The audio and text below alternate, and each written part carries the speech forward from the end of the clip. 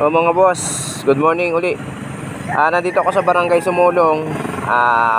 Sako pa rin to siyempre ng Calawag, Quezon, no? Quezon Province pa rin.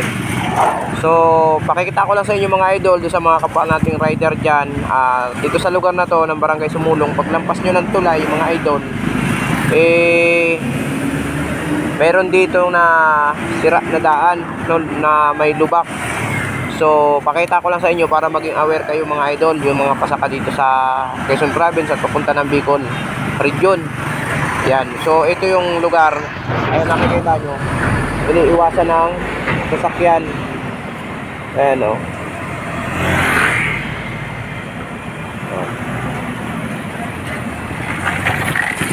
So, maliit na portion lang to. Dito sa tapat ng vulcanizing job. Ayan.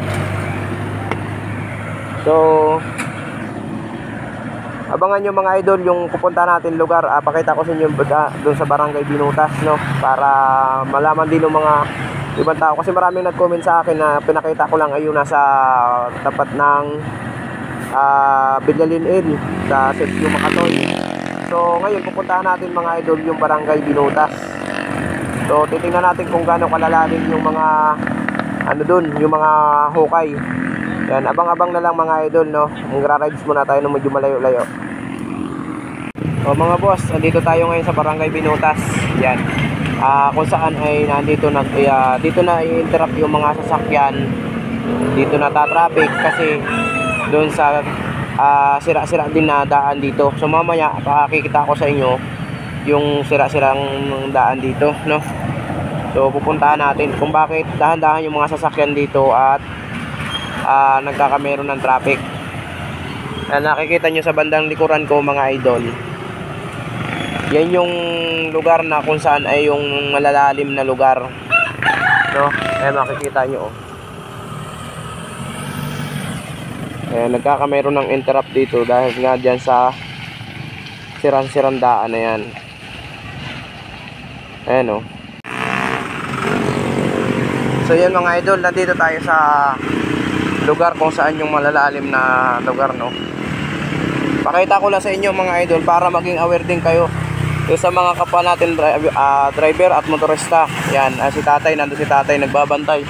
So, ayan, nakikita nyo.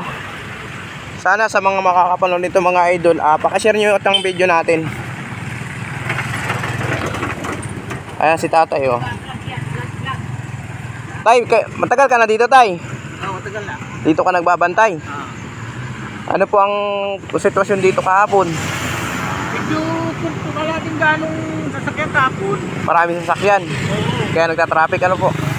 Pero hindi ka sinulong sa araw.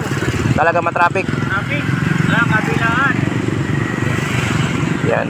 Si tatay mga idol, kung mapapansin ninyo, siya hindi nakakatayo kasi maliit yung binti niya. Kung napanood nyo to si tatay dati noon, napanood ko na to sa sa EB7 ba yun? Nagano sa inyo?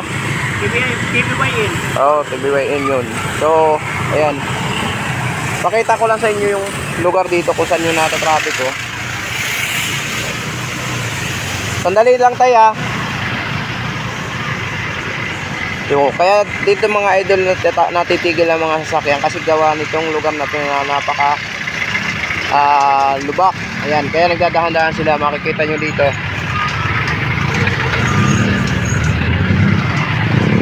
Ayan, ay mga motorista, siyempre dahan-dahan sila kasi malalim yung lugar. Ayan, sa mga nagko-comment na hindi ko raw pinakita itong Barangay Binutas, so dito tayo mga idol sa Barangay Binutas.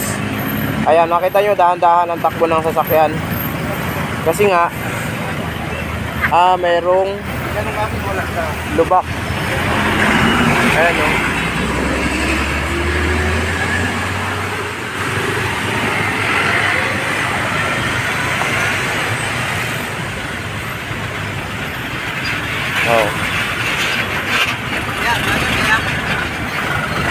Oy, shout out.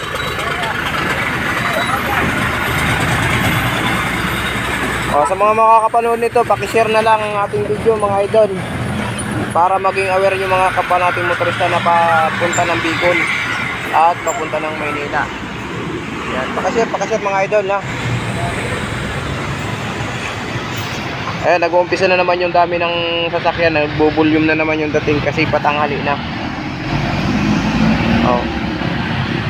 Sa Kamatis, saka silang natitigil talaga dito. Ayan, si Kuya, nakita yung nandito nagbabantay sa lugar na ito. Ayan. So magbibigay din tayo kay tatay. Tay, pasensya ka na tay ha. Salamat. Sige po. Ayan, si tatay. O, pakishare mga idol yung ating video para maging aware yung mga kapwa natin motorista. Sa pagdating ng lugar na to, malubak talaga. Oh.